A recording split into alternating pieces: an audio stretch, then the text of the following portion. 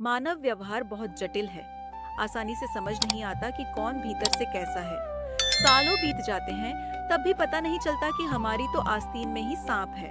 कोई व्यक्ति ऊपर से मीठा होता है और अंदर से जहर। कोई ऊपर से कठोर होता है और अंदर से नरम। एक लोककथा है जो बड़ी ही रोचक है, जो मानव व्यवहार का पाठ पढ़ाती संगीत है। एक गांव में एक ब्राह्मण रहता था। उसके विवाह को कई साल हो चुके थे। उसके बाद उसे पुत्र हुआ। संगीत पर कुछ ही सालों के बाद उस बालक की असमय मृत्यु हो गई। ब्राह्मण शव को लेकर श्मशान पहुंचा। पुत्र का चेहरा देखकर मोह के वश वह क्रियाकर्म नहीं कर पा रहा था। उसे पुत्र प्राप्ति के लिए किए गए जप तप और पुत्र का जन्मोत्सव याद आ रहा था। पुत्र बहुत छोटा था, इसीलिए परंपरा के अनुसार जलाने के बजाय भूमि में उसे दफनाना था।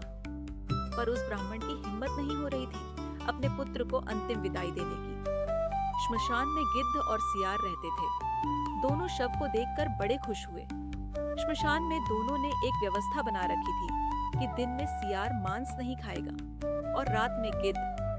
सियार ने सोचा, यदि ब्राह्मण दिन में ही शव रखकर चला गया तो उस पर गिद्ध का अधिकार होगा।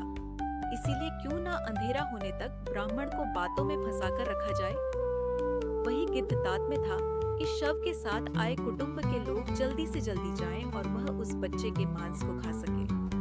गिद्ध ब्राह्मण के पास गया और उसे वैराग्य की बातें सुनाने लगा। गिद्ध ने कहा, हे मनुष्यों, आपके दुख का कारण यही मोह माया ही है। संसार में आने से पहले हर प्राणी की आयु तय हो जाती है।